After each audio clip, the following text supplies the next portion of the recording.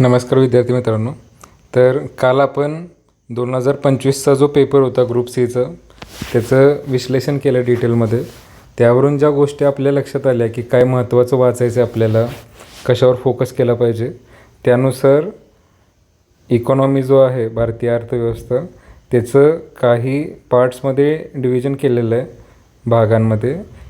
जे महत्त्वाचे भाग आहेत आणि ते आपण त्यातल्या बेसिक गोष्टी बघणार आहोत, जेणेकरून त्याच्याशी रिलेटेड जर प्रश्न आले भविष्यात तर सॉल्व करता येतील आपल्याला.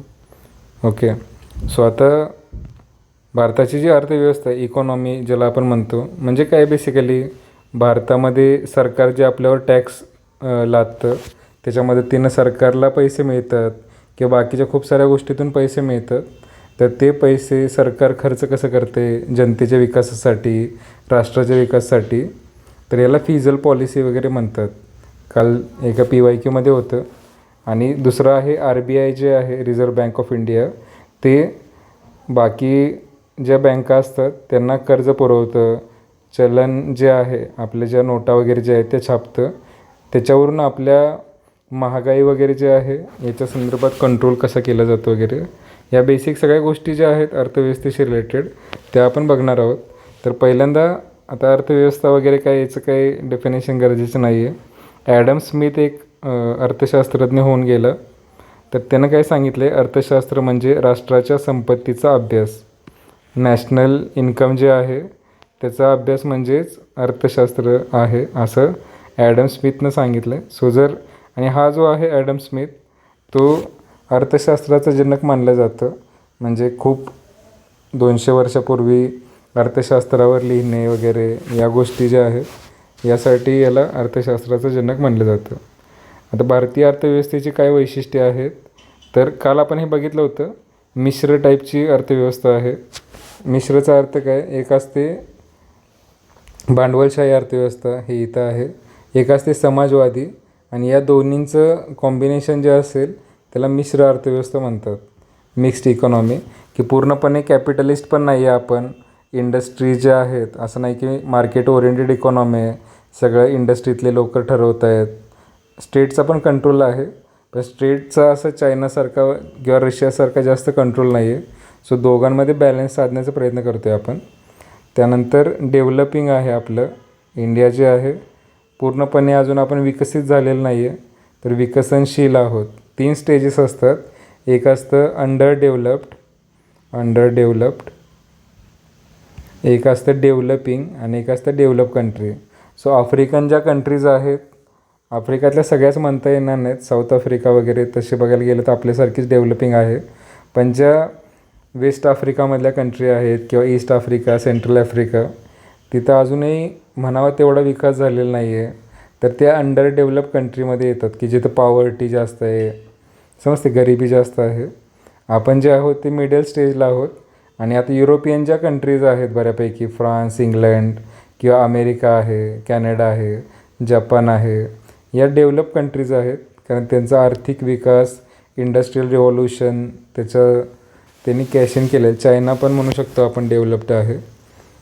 त्यानंतर कृषीप्रधान अर्थव्यवस्था आहे, म्हणजे आपले जे 3 पिलर्स असतात इकॉनॉमीचे, एक असतं ॲग्रिकल्चर, एक असतं इंडस्ट्री आणि एक आहे सर्व्हिस सेक्टर, म्हणजे IT इंडस्ट्री वगैरे जे म्हणतो किंवा बँका वगैरे म्हणतो, हा सर्व्हिस सेक्टर आहे.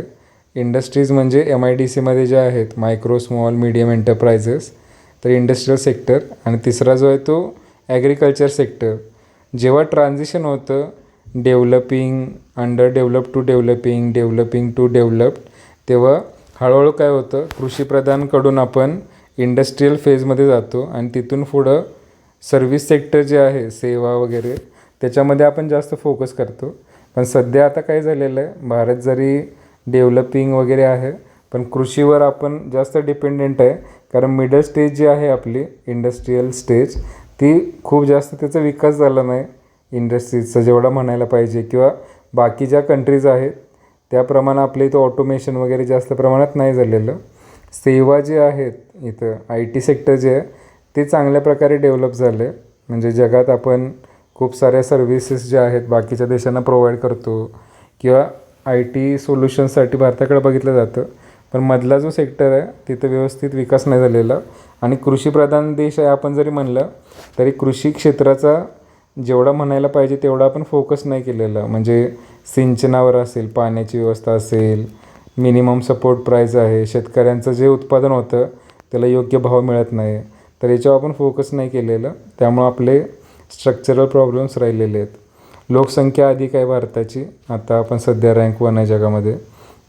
सेवा क्षेत्राचं वर्चस्व, आता जसं म्हणलं IT सेक्टर जे आहे त्याच्या म्हणजे आपल्या GDPमध्ये कॉन्ट्रीब्युशन जास्त आहे खूप IT सेक्टरचं. कारण रेव्हेन्यू जो आहे बाहेरच्या देशामध्ये आपण सर्व्हिसेस देतो, त्यामुळं तिकडच्या देशातून जे आपल्याला इन्कम मिळतो, परदेशी चलन ज्याला म्हणतो आपण फॉरेक्स रिझर्व, तर त्याच्यामध्ये सेवा क्षेत्राचं महत्त्व जास्त आहे. त्यानंतर उत्पन्नातील असमानता आहे, म्हणजे गरीब खूप जास्त गरीब आहे, श्रीमंत खूप जास्त श्रीमंत आहे, समजतं. त्यानंतर प्रादेशिक असमतोल, म्हणजे काही राज्य जे आहेत जसं की महाराष्ट्र आहे ते तसं बघायला गेलं भारताच्या तुलनेमध्ये तर त्या बाबतीत थोडंसं प्रोग्रेसिव्ह आहे. मुंबईसारखे सिटीज, पुण्यासारख्या सिटीज. आणि काही क्षेत्र जे आहे जसं की झारखंड असेल किंवा ओडिसा म्हणू शकतो आपण, की जिथं रिसोर्सेस अवेलेबल आहेत, खनिजं वगैरे बऱ्यापैकी आहेत, पण त्यांचा म्हणावा तेवढा आर्थिक विकास झालेला नाही. किंवा बिहार पण म्हणू शकतो आपण, जिथं शिक्षणाचं प्रमाण कमी आहे आणि अजून पण जातीपातीच्या गोष्टींमध्ये ते अडकलेले आहे. सो काही क्षेत्रांचा, काही भागांचा विकास चांगला झाला आहे.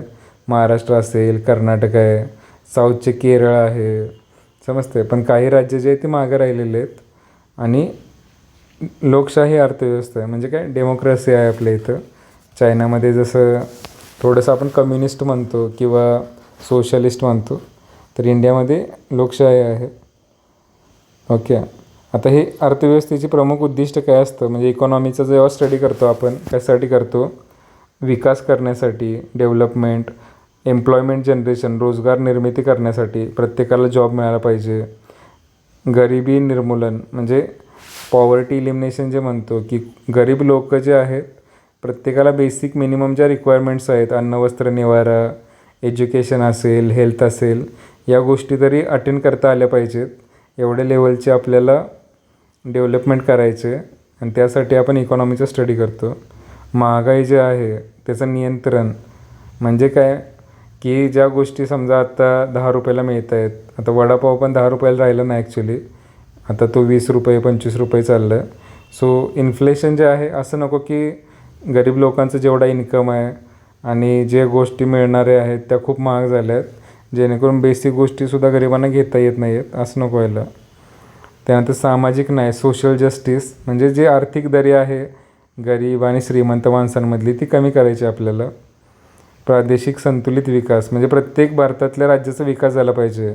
असं नाही की काही राज्य मागं राहिले आहेत तर त्यांना तसंच राहून द्यायचं आणि आपण पुढं जायचं. तर त्यांना सोबत घेऊन आपल्याला कोऑपरेटिव्ह फेडरलिझम करायचं आहे. आणि शाश्वत विकास, असा विकास करायचा की सस्टेनेबल असेल, म्हणजे पुढची 50-100 वर्षे टिकून राहील. असं नाही की विकासाच्या नावाखाली आपण खूप जास्त कोळसा जाळतो आहे, पेट्रोल डिझेल बर्न करतो आहे, ग्रीन हाऊस गॅस इमिट करतो आहे, एन्व्हायरमेंटल प्रॉब्लेम्स क्रिएट करतो आहे. सो असं नको आहे. सस्टेनेबल म्हणजे रिन्युएबल एनर्जी यूज करून आपण इंडस्ट्रीज रन करतो आहे. त्यानंतर पोल्युशनवर पण फोकस करतो आहे आपण, कमीत कमी होईल. त्यानंतर गावातल्या लोकांकडे पण आपण लक्ष देतो आहे. असं नाही की विकास म्हणजे फक्त शहरं वाढत चाललेत वगैरे. सो शाश्वत विकासामध्ये खूप ब्रॉड कन्सेप्ट येतात. सस्टेनेबल डेव्हलपमेंट गोल्स 17 आहेत, लक्षात घ्या. ते पण आपण बघू नंतर. हा क्वेश्चन विचारलं होतं किती गोल्स आहेत, 17 गोल्स आहेत. म्हणजे जगामध्ये ठरवलेत हे की आपल्याला शाश्वत विकास करायचा असेल. शाश्वत विकास, सस्टेनेबल डेव्हलपमेंट म्हणजे काय, असा विकास की जो पुढील पिढ्यांच्या गरजा कॉम्प्रोमाइज न करता आत्ता आपल्या गरजा भागवण्यासाठी जो विकास करतो आहे. म्हणजे असं नको व्हायला की विकासाच्या नावाखाली आपण जंगलं तोडून टाकली सगळी आणि भविष्यातल्या ज्या पिढ्या आहेत त्यांना म्हणजे बेसिक त्यांच्या नेसेसिटी, ऑक्सिजनपासून सगळ्या गोष्टी ज्या आहेत त्याच्यासाठी स्ट्रगल करावं लागतं. असा विकास करायचा नाही आपल्याला. ओके. त्यानंतर मग आर्थिक प्रणाली, म्हणजे जे सिस्टीम आहे, कोणतीही टाईपची इकॉनॉमिक सिस्टीम आहे. मग अशी मी जसं सांगितलं, भांडवलशाहीमध्ये काय असतं बेसिकली, तर खाजगी व्यक्तींकडे नियंत्रण असतं इंडस्ट्रीजचं किंवा इकॉनॉमिक पॉलिसीज ज्या आहेत त्या इन्फ्लुएन्स करतात ही लोक. जसं की अमेरिकेचं एक्झाम्पल लक्षात ठेवा. अमेरिकेमध्ये फॉर एक्झाम्पल इलॉन मस्क आहे.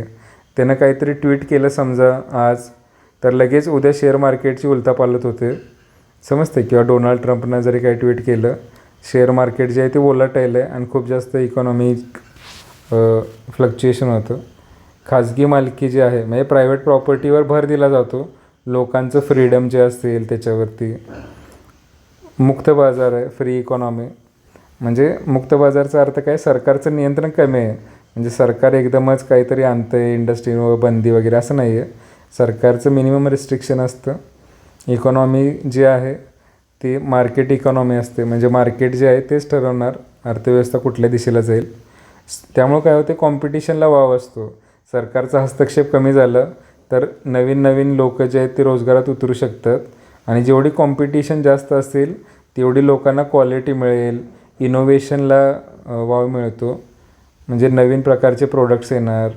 आता चायनामध्ये पण इनोव्हेशन वगैरे खूप होतं आहे, जरी स्टेट कंट्रोलला असेल तरी पण स्पर्धा वाढते, कॉम्पिटिटिव्हनेस, गोष्टींच्या किमती कमी होतात. त्यानंतर नफा हे मुख्य उद्दिष्ट असतं, लक्षात ठेवा. प्रॉफिट ओरिएंटेड सगळ्या इंडस्ट्री असतात. समाज कल्याण आणि बाकीच्या सोशल चॅरिटी वगैरे याच्यासाठी काही नाही होत. अमेरिका, सिंगापूर ही नावं लक्षात ठेवा. त्यानंतर समाजवादी म्हणजे सोशलिस्ट इकॉनॉमी जे आहे की ज्यामध्ये सरकारकडे नियंत्रण असतं इंडस्ट्रीजचं, सरकारी मालकी असते बऱ्यापैकी गोष्टींवर. आणि त्यामुळं सरकार म्हणेल कुठल्या गोष्टीचं प्रोडक्शन इम्पॉर्टंट आहे त्या गोष्टींचं प्रोडक्शन होतं. सामाजिक समानता राखण्याचा प्रयत्न केला जातो. म्हणजे खूप जास्त गरीब राहणार नाही, श्रीमंत होणार नाही. तर हे प्रॉफिट जे आहे त्याचं गरिबांसाठी योजना खूप जास्त राबवल्या जातात. आणि ह्याचं एक्झाम्पल जे आहे ते जुनं जे USSR वगैरे होतं, सोव्हिएत संघ. आता बऱ्यापैकी ज्या इकॉनॉमीत आहे जगातल्या त्या सगळ्या भांडवलशाहीकडे मूव्ह होत आहेत. इंडस्ट्रीजला फ्रीडम वगैरे दिलं जातं. कॅपिटलिस्ट जे असतात इकॉनॉमी त्याला सगळ्या ज्या जगातल्या इकॉनॉमी आहेत त्याच्याकडे इन्क्लिनेशन वाढलेलं आहे. समाजवादी जे आहे सरकारचा कंट्रोल, कारण सरकार परत काय होतं मग करप्शन येतं, नेपोटिझम येतं. सरकारमधलेच लोक जे आहेत ते त्यांच्या इंडस्ट्रीज एस्टॅब्लिश करून निगेटिव्ह इम्पॅक्ट होतं. आणि मिश्र व्यवस्था म्हणजे दोन्हीतले काही काही एलिमेंट. म्हणजे पूर्णपणे इंडस्ट्रीजला असं नाही की इंडस्ट्री म्हणाल तसंच चाललं आहे, कारण त्याच्यामुळं काय होतं मग आर्थिक विषमता वाढते, गरिबांमध्ये गरिबी वाढणार. कारण इंडस्ट्रीज समजा पगार वगैरे व्यवस्थित दिले नाहीत लोकांना, मिनिमम वेजेस फॉलो नाही केले, तर फक्त कंपनीचं प्रॉफिट होईल पण तिथले जे कामगार आहेत त्यांना त्या कंपनीच्या फायद्यातलं काय मिळणार नाही, शेअर वगैरे. ते गरीबच राहतील. सरकारी नियंत्रण असतं आणि खाजगी क्षेत्र पण बऱ्यापैकी फ्रीडम असतं त्यांना. आता ही मिश्र अर्थव्यवस्था जगातल्या सगळ्या देशामध्ये बऱ्यापैकी आढळते.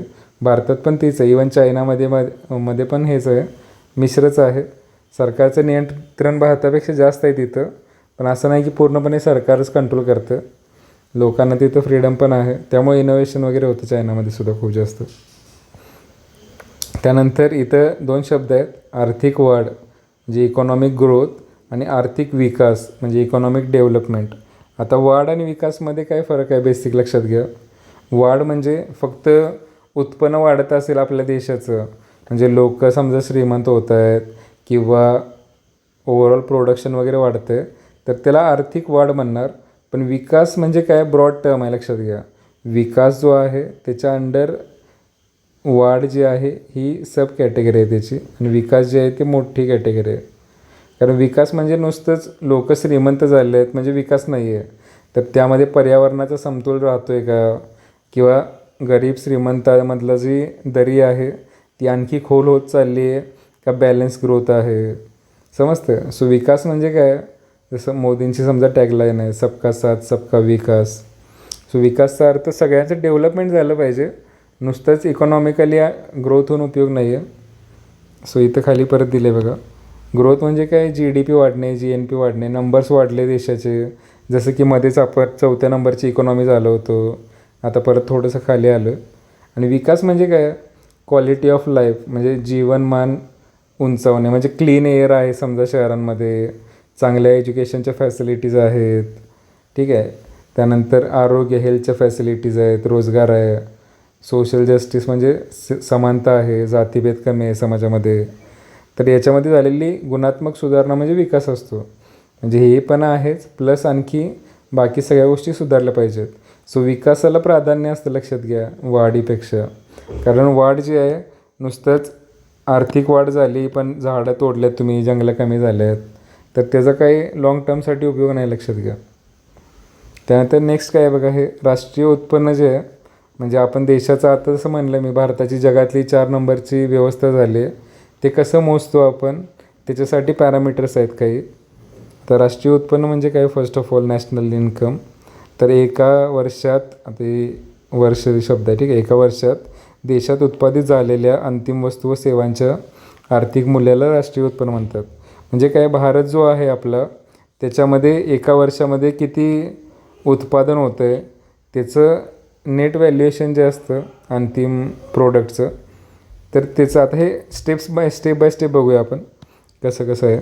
पहिला GDP हा शब्द तुम्ही ऐकला असेल बऱ्याच वेळा, ग्रॉस डोमेस्टिक प्रोडक्ट. याचा अर्थ काय असतो की भारताच्या आतमध्ये ज्या सगळ्या इंडस्ट्रीज आहेत किंवा जे सगळं प्रोडक्शन होतं, शेती वगैरे पण असेल सगळं, किंवा सेवा, इंडस्ट्रियल सेक्टर, आपण जे 3 सेक्टर बघितले, एक आहे ॲग्रिकल्चर, एक आहे इंडस्ट्री आणि एक आहे IT सेक्टर किंवा सर्व्हिस सेक्टर.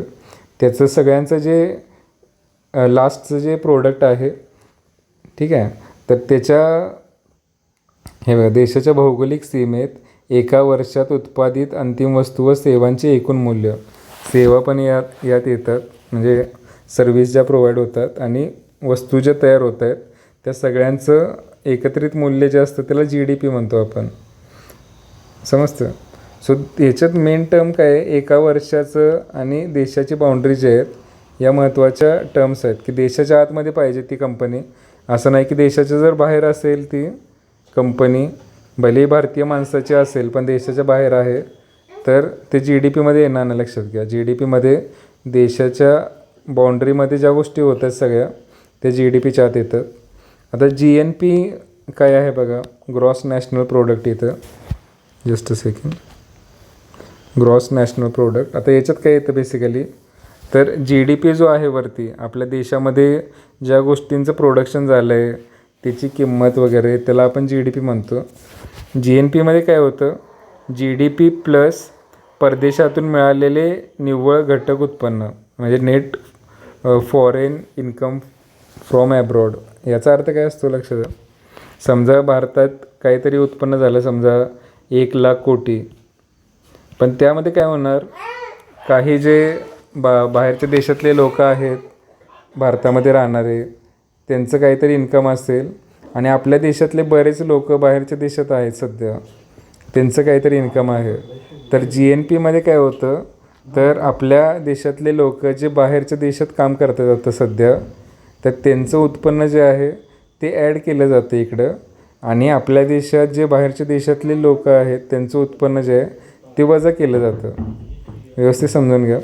म्हणजे भारतातलं जे GDP आहे, आता आपल्यापैकी तुम्हाला माहीत असेल काही अमेरिकेत लोक कामाला आहेत, भारतातले बऱ्यापैकी जे काय म्हणतो आपण अप्पर क्लास लोक जे असतात समजा, तर ते बाहेरच्या देशामध्ये सेटल होण्यासाठी जातात, कारण तिथं क्वालिटी ऑफ लाईफ चांगलं आहे, इन्कम वगैरे जास्त आहे. सो ते जेव्हा बाहेरच्या देशात जातात, पण ते आता भारताचं नागरिकत्व त्यांनी सोडलं नसेल, भारताचे नागरिक असतील आणि फक्त जॉब निमित्ताने गेलेत ते, तर ते आपल्या देशात परत रेमिटन्स वगैरे पाठवतात, घरच्यांना पैसे पाठवतात, किंवा त्यांचं स्वतःचं इन्कम जे आहे, भारतीय नॅशनल असेल तर त्यांना टॅक्स वगैरे लागू शकतो इंडियाचं, तर त्यांचा जो इन्कम आहे तो पकडला जातो याच्यात GNPमध्ये. आणि आपल्या देशात जे बाहेरच्या देशातले लोक राहत आहेत येऊन जॉबसाठी वगैरे, तर त्यांचं उत्पन्न वजा केलं जातं. तर ह्या ज्या दोन्ही गोष्टी करतो आहे आपण प्लस मायनस, तर त्याला GNP म्हणतात, ग्रॉस नॅशनल. आता यात नॅशनल शब्द आहे, नॅशनल म्हणजे भारताचे जे नागरिक आहेत त्यांचं जे उत्पन्न आहे ते, मग ते बाहेरच्या देशात का असणार, त्यांचं नागरिक आहे म्हणून ते GNPमध्ये पकडणार. आता हे परत आणखी ज्या 2 टर्म्स आहेत खाली, नेट डोमेस्टिक प्रोडक्ट आणि नेट नॅशनल प्रोडक्ट. वरती जे ग्रॉस शब्द आहेत ना, ग्रॉस म्हणजे टोटल असतं, ग्रॉसमधून तुम्ही नेट जर काढायचं असेल तर डेप्रिसिएशन वजा केलं जातं. आता डेप्रिसिएशन म्हणजे काय, जर तुम्ही समजा आज एक नवीन गाडी घेतली 4 व्हीलर, त्याची आज घेताना किंमत समजा 10 लाख होती आणि तीच गोष्ट तुम्ही 1 वर्षानंतर विकायला गेलं तर ती गोष्ट परत 10 लाखाला कोण घेणार नाही. समजा 9 लाखाला घेतली, 8 लाखाला घेतली, म्हणजे ह्याचं काय झालं, हे व्हॅल्यूचं डिप्रिसिएशन झालं.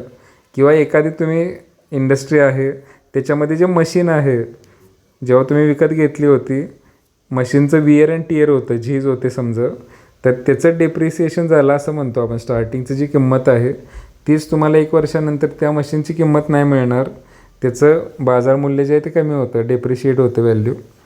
सो जेव्हा तुम्ही ग्रॉसमधून डेप्रिसिएशन वजा करता तेव्हा नेट मिळतं. सो GDPमधून डेप्रिसिएशन वजा केलं, मराठीमध्ये डेप्रिसिएशनला घसारा म्हणतात. डेप्रिसिएशन म्हणजे त्याची किंमत कमी होणं, झीज झाल्यामुळं, वोर्न आऊट झाल्यामुळं, जुनी झाल्यामुळं. तसंच नेट नॅशनल प्रोडक्ट जे आहे, ग्रॉस नॅशनल प्रोडक्ट जे बघितलं आपण, सगळ्या भारतीयांचं जे उत्पन्न आहे ते, त्याच्यातून जर डेप्रिसिएशन वजा केलं तर त्याला नेट नॅशनल इन्कम म्हणतात. या 3-4 टर्म्स जे आहेत ते लक्षात ठेवा. GDP, GNP, त्यानंतर gross national product, net national product. Okay, त्यानंतर हे बघा, इथे जे आहे राष्ट्रीय उत्पन्न आपण जे म्हणतो, भारताचं उत्पन्न एवढं आहे आणि जगात 4था नंबर वगैरे आहे, ते मोजण्याच्या 3 पद्धती आहेत. एक असतं प्रोडक्शन मेथड, की जेवढं उत्पादन झालं आहे आपल्या देशामध्ये त्या उत्पादित वस्तूंचं अंतिम मूल्य जे आहे त्याची जी काय व्हॅल्यू असेल ती आपण जर मोजली आणि त्याच्यावरून इन्कम ठरवलं देशाचं, किंवा त्याच्यावरून देशाचं उत्पादन ठरवलं, उत्पन्न ठरवलं, तर त्याला आपण प्रोडक्शन मेथड म्हणतो. सेकंड जे आहे ते उत्पन्न मेथड म्हणजे इन्कम मेथड आहे. त्यामध्ये सगळ्यांचं जे इन्कम आहे, म्हणजे जे जॉब करतायत ते, किंवा मग व्याज वगैरे जे मिळतं आपल्याला, जे आपण गुंतवणूक केली आहे त्याचं प्रॉफिट जो आहे, समजा एखादी गोष्ट भाड्याने दिलं असेल तर त्याच्यातनं मिळणारं जे भाडं आहे, या सगळ्यांची जी बेरीज आहे, सॅलरी, व्याज, नफा, ते जर पकडून आपण सगळ्यांचं इन्कम मोजलं तर त्याला पण राष्ट्रीय उत्पन्नाची एक पद्धत म्हणतो आपण. पण ती उत्पन्न पद्धत आहे. उत्पादन आणि उत्पन्नामध्ये फरक आहे. उत्पादन म्हणजे समजा गाडी बनवली आहे तुम्ही, त्या गाडीची जी किंमत आहे शेवटची 10 लाख आहे, तर 10 लाख अशा किती गाड्या बनवल्या, पुन्हा प्रत्येक जी गोष्ट तयार होते, पार्लेजी बिस्किटपासून सगळ्या गोष्टी, त्याचं जे प्रोडक्शनची जी कॉस्ट आहे शेवटची, त्याच्यावरून जर काढत असू आपण तर त्याला प्रोडक्शन मेथड किंवा उत्पादन पद्धत म्हणतात. आणि ती बनवताना गोष्टी, आता काय तर कंपनीत लोक असतील त्यांना सॅलरी दिली, किंवा जी जागा भाड्याने घेतली असेल तिचं भाडं दिलं, या सगळ्या गोष्टींमधून आपण जे पैसे कॅल्क्युलेट करतो त्याला उत्पन्न मेथड, इन्कम मेथड म्हणतात. आणि तिसरी जी पद्धत आहे एक्सपेंडिचर, म्हणजे आपण जो खर्च करतो, एखादी गोष्ट विकत घेताना आपण पैसे देतो, तर ते आता यामध्ये हा फॉर्म्युला लक्षात ठेवा खाली. तसं तर ग्रुप C लेवलला फॉर्म्युले वगैरे काही विचारले जात नाहीत, पण तुम्हाला माहीत असावं की शेवटची जी मेथड आहे खर्च पद्धत किंवा एक्सपेंडिचर मेथड, यामध्ये कोणकोणत्या गोष्टींचा समावेश होतो. तर पहिला आहे उपभोग म्हणजे कन्झम्शन, आपण जे कन्झ्युम करतो आहे गोष्टी ज्या विकत घेतो आहे त्या. त्यानंतर असतं गुंतवणूक म्हणजे इन्व्हेस्टमेंट, बाहेरच्या देशातले लोक जे आहेत ते आपल्या देशात काय इन्व्हेस्ट करत आहेत, फॉरेन इन्व्हेस्टमेंट, किंवा आपण जे शेअर मार्केटमध्ये इन्व्हेस्ट करतो आहे ते. त्यानंतर सरकारी खर्च, म्हणजे आता सरकार जे रस्ते बांधण्यासाठी खर्च करते, शिक्षणासाठी खर्च करते, तर त्या पण गोष्टी मोजल्या जातात एक्सपेंडिचरमध्ये. आणि शेवट जे आहे ते आयात निर्यात, म्हणजे आपण बाहेरच्या देशांना काही गोष्टी निर्यात करतो आहे आणि बाहेरच्या देशातून काही गोष्टी, जसं की कच्चं तेल आहे आता आपण घेतो, तर ह्या दोघांचं, आता हे आपली निर्यात जास्त पाहिजे आणि आयात कमी पाहिजे तर ही गोष्ट पॉझिटिव्ह येईल, समजते. म्हणजे आपण बाहेरच्या देशात जास्त गोष्टी पाठवत असू तर आपल्याला पैसे मिळतील बाहेरच्या देशांकडून, आणि ती गोष्ट जी आहे ती नेट प्रॉफिट असेल आपलं.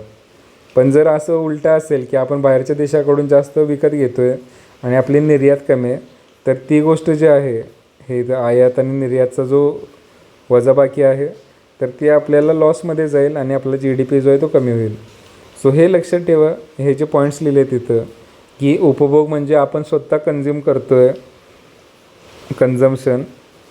त्यानंतर गुंतवणूक म्हणजे इन्व्हेस्टमेंट, सरकारी खर्च की सरकारी योजना ज्या राबवतो आहे त्या, या तिघांची बेरीज. आणि आयात निर्यात जे करतो आहे आपण, जर आपण निर्यात जास्त करत असू तर ते ॲड होणार, आणि जर आयात जास्त करत असू निर्यातीपेक्षा तर त्या दोघांची वजाबाकी जी आहे ती वजा होणार यातून. परत खाली इथं दिलं आहे शॉर्टकटमध्ये फॉर्म्युले GDP, GNP, NDP, NNP हे लक्षात ठेवा.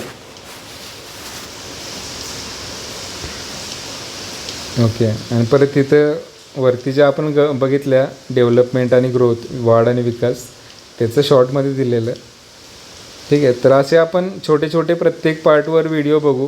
आता हे 25 मिनटाचा व्हिडिओ झाला आहे समजा, जेणेकरून या टर्म्सवर काही क्वेश्चन आला एक्झाममध्ये, डेव्हलपमेंट, विकास किंवा ग्रोथ, वाढ वगैरे जे आहे, राष्ट्रीय उत्पन्नाचे कोणकोणत्या पद्धत आहेत मोजण्याच्या, मग कोणत्या पद्धतीत काय आहे, बेसिकली प्रोडक्शन म्हणजे अंतिम उत्पादन जे होतं त्याच्यावरून जर काढला आपण GDP किंवा इन्कम मेथड, हे नाव लक्षात ठेवा आणि त्याच्यामध्ये काय आपण कॅल्क्युलेट करतो. हे 4 फॅक्टर्स आहेत इकडं. आता फॅक्टर इथं एक आणखी शब्द आहे बघा, फॅक्टर कॉस्ट आणि मार्केट प्राईस. आता फॅक्टर कॉस्ट म्हणजे एखादी गोष्ट बनवण्यासाठी जे फॅक्टर लागलेत आपल्याला, जसं की तुम्ही गाडी बनवताय 4 व्हीलर, तर त्याच्यासाठी छोटे छोटे कंपाऊंड्स लागणार, इंजिन लागणार, इंटिरियर लागणार, समजते, काचा असतील गाडीच्या, हेडलाईट असतील, इलेक्ट्रॉनिक कंपोनंट आहेत. सो सगळ्या ज्या छोट्या छोट्या गोष्टी आहेत त्याची कॉस्ट आपण पकडली, म्हणजे एखादी अंतिम गोष्ट बनवण्यासाठी ज्या सगळ्या गोष्टी लागतात आपल्याला त्याची कॉस्ट जर पकडली तर त्याला फॅक्टर कॉस्ट म्हणतात. आणि आता ती गाडी बनवल्यानंतर ती तुम्ही समजा मार्केटमध्ये विकताय. आता गाडी बनवण्याची कॉस्ट असते काहीतरी समजा 5 लाख आहे आणि सरकार त्याच्यावर आणखी 1-2 लाख रुपये टॅक्स लावणार तुम्हाला. सो गाडीची किंमत बनणार 8 लाख. गाडी बनवण्यासाठी 5 लाख रुपये लागले तुम्हाला सगळ्या गोष्टींचे, पण जेव्हा तुम्ही बाजारात विकणार ती गाडी तेव्हा सरकार आणखी त्याच्यावर टॅक्स लावणार. सो मार्केट प्राईस म्हणजे काय असतं, फॅक्टर कॉस्ट जे आहे म्हणजे ती बनवण्यासाठी जो खर्च आला आहे तो, प्लस टॅक्सेस जे लावले आहेत सरकारनं ते, आणि मायनस अनुदान म्हणजे सबसिडी. आता समजा इलेक्ट्रिक व्हेकल्स आहेत तर सरकार इलेक्ट्रिक व्हेकल्स वापरण्यासाठी समजा सबसिडी देते 10%, 20% टॅक्सवर. तर सबसिडी म्हणजे काय, सूट दिली बाबा सरकारनं, मग याचा आपल्याला फायदा होतो. सो सबसिडी जी आहे ती वजा केली जाते आणि टॅक्स जो आहे तो ॲड केला जातो मार्केट प्राईस जर काढायची असेल तुम्हाला, समजते. सो फॅक्टर कॉस्ट म्हणजे ती गोष्ट बनवण्यासाठी ज्या सगळ्या गोष्टी लागल्यात आपल्याला त्या सगळ्या फॅक्टरची बेरीज ही फॅक्टर कॉस्टमध्ये येते. आणि मार्केट प्राईस म्हणजे काय, ती गोष्ट फॅक्टर कॉस्ट जी आहे त्याच्यावर सरकारनं टॅक्स किती लावला तो ॲड करायचं. म्हणजे ती गोष्ट बनवण्यासाठी 5 लाख रुपये खर्च आला, त्याच्यावर सरकारनं 2 लाख रुपये टॅक्स लावला तर 7 लाख किंमत झाली. आणि समजा सरकारनं आणखी सबसिडी दिली इलेक्ट्रिक व्हेकलला 1 लाख रुपयाची, तर टोटल किंमत झाली 6 लाख रुपये. तर ते झालं मार्केट प्राईस त्याची. ठीक आहे. आता हे म्हणजे आत्ता ज्या गोष्टी बघितल्या आपण त्या एकदम बेसिक इकॉनॉमीच्या ज्या कन्सेप्ट्स आहेत त्या, पण या GDP, GNP हे शब्द लक्षात ठेवा. कारण आपण जे म्हणतो आपण जगात एवढ्या नंबरला आहोत आणि आपला GDP, भारतात GDP हा शब्द सारखा येत असतो न्यूजमध्ये. सो GDP म्हणजे भारताच्या बाउंड्रीमध्ये तयार होणाऱ्या वस्तूंची एकूण किंमत जी आहे. आता GDP मोजण्याच्या पद्धत दिलेल्या आहे तिकडं साईडला, पण रफ शब्द सांगायचं झालं तर काय, तर भौगोलिक क्षेत्रात भारताच्या बॉर्डरमध्ये असणं इम्पॉर्टंट आहे. भारतीयांनी बनवू दे किंवा बाहेरच्या देशातले लोक भारतात असतील त्यांनी बनवू दे, भारताच्या सीमेमध्ये, त्यानंतर एका वर्षामध्ये, आणि अंतिम मूल्य म्हणजे असं नाही की मध्येच काहीतरी इंटरमिजिएट प्रोडक्ट तयार झालं आहे. म्हणजे गाडी बनवण्यासाठी छोटे कॉम्पोनंट्स जे लागतात त्याच्या किमती नाही पकडायच्या, गाडीची शेवटची जी बनवल्यानंतर जी बाहेर पडते गाडी त्याचं कॉस्ट जी आहे ती पकडायची, लक्षात घ्या. आणि बाकी मग नेट जर शब्द आला तर त्यात काय करायचं, ग्रॉसमधून डेप्रिसिएशन जे असतं, डेप्रिसिएशन म्हणजे काय, एखादी गोष्ट वापरल्यानंतर जे विअर अँड टिअर होतं ते वजा केल्यानंतर त्याला डेप्रिसिएशन म्हणतात. तर नेट काढण्यासाठी ग्रॉसमध्ये, म्हणजे ग्रॉस आणि नेट जे आहे, नेट नेहमी कमी असणार ग्रॉसपेक्षा, कारण किंमत जी आहे जसं जसं टाईम पास होईल तसं त्या गोष्टीची किंमत जी आहे ती डिक्रीज होतं, समजतं. आणि वरती आपण जे बघितलं कॅपिटलिस्ट अमेरिकेत आहे, समाजवादी जुन्या रशियामध्ये होतं, पण आता मी जसं सांगितलं की जगातल्या सगळ्या बऱ्यापैकी अर्थव्यवस्था ज्या असतात त्या मिश्र कॅटेगरीमध्ये येतात. कारण अमेरिकेचं पण आपण प्युअरली कॅपिटलिस्ट म्हणू शकत नाही, कारण त्यामध्ये सरकारचा हस्तक्षेप असतो, लक्षात घ्या, लोकांना जॉब मिळण्यासाठी किंवा ट्रम्पने एखादा डिसिजन घेतला काहीतरी टॅक्सेशनचा टॅक्स लावतो वगैरे, तर त्यानं इकॉनॉमी अफेक्ट होते. लक्षात घ्या. इम्पोर्ट एक्सपोर्टवर काहीतरी लिमिटेशन्स लावले तर त्यामुळे ती पूर्णपणे आपण कॅपिटलिस्ट म्हणू शकत नाही. तसं असतं तर ट्रम्पच्या डिसिजनचा काही इम्पॅक्ट झाला नसता इकॉनॉमीवर, पण तो होतो. समजतं. सो ठीक आहे, हे पहिला बेसिक गोष्टी आहेत. आपण पुढच्या ज्या गोष्टी आहेत त्या नेक्स्ट पार्टमध्ये बघूया.